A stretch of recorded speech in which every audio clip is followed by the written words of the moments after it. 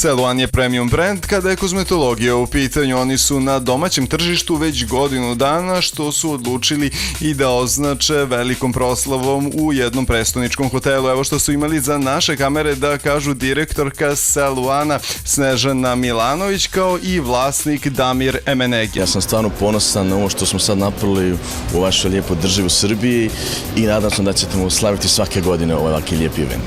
Znači, na internacionalnom tržištu je sada da smo baš otvorili Njemačku prošle godine i Austriju. Otvaramo sada Sud Koreju, baš su mi došli i Korejanci ovde u Beograd, baš ovde.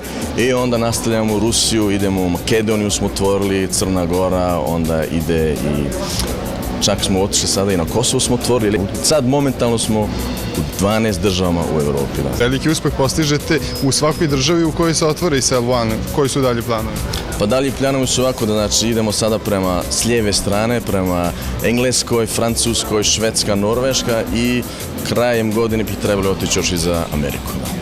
Zahvaljujem se što ste došli da ispratite ovaj naš vrlo bitan događaj, prvi rođendan.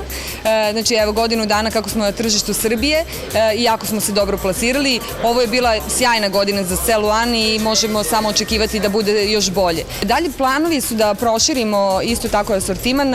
Uskoro će biti plasirana i krema za ruke koja je fantastična. To ćemo sada na proleće da realizujemo i naravno i dalje gel Celuan kao njihov liderski proizvod je na tržištu. Zajedno smo ovde da danas to i proslavimo i naravno svaka sledeća godina će biti sigurno još bolje i uspešnija. Na tržištu Srbije smo brend koji je prepoznatljiv, dosta njih je probalo i između ostalog usrećili smo jako puno ljudi.